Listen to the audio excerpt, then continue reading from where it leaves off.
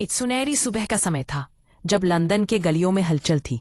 25 जुलाई 1920 को एक अमीर यहूदी परिवार में एक बच्ची का जन्म हुआ जिसका नाम था रोजालिंड एल्सी फ्रैंकलिन।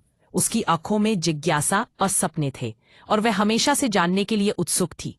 स्कूल के दिनों में उसने अपने सहपाठियों को पीछे छोड़ते हुए फिजिक्स, केमिस्ट्री और मैथ्स में अद्वितीय प्रदर्शन किया। उसकी बुद्धिमत्ता और साहस ने उसे कैम्ब्रिज यूनिवर्सिटी में प्रवेश दिलाया, जहां उसने 1938 में केमिस्ट्री की पढ़ाई की।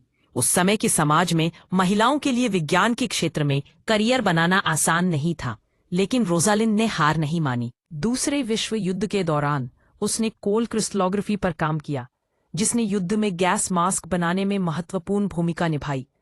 उसकी मेहनत और समर्पण ने उसे एक ब्रिलियंट वैज्ञानिक बनने का मार्ग प्रशस्त किया। 1951 में वह किंग्स कॉलेज लंदन में शामिल हुई, जहां उन्हें डीएनए की संरचना पर काम सौंपा गया।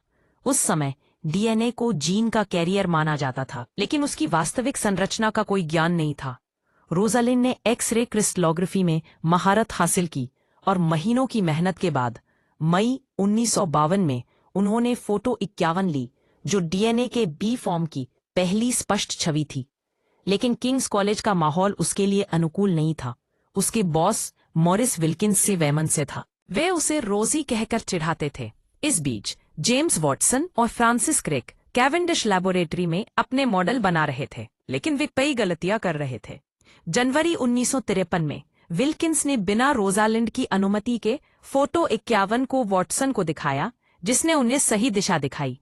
इसके बाद अप्रैल 1953 में वॉटसन और क्रिक ने अपना डबल हेलिक्स मॉडल प्रकाशित किया, लेकिन उस जर्नल में रोजालिंड और विल्किंस का पेपर भी था।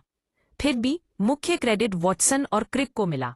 रोजालिंड ने किंग्स कॉलेज छोड़कर बिर्कबैक कॉलेज में वायरस पर शोध जारी रखा, लेकिन उसके जीवन में एक दुखद मोड़ आया।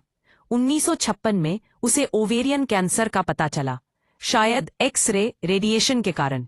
16 अप्रैल 1958 को केवल 37 वर्ष की उम्र में उसने अंतिम सांस ली।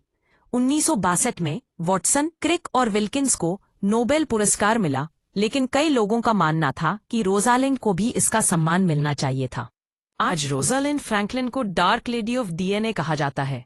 उसके योगदान ने जेनेटिक्स, मेडिसिन और बायोटेक्नोलॉजी को बदल दिया। उसके नाम पर विश्वविद्यालय और एस्ट्रॉइड्स की पहचान की गई है।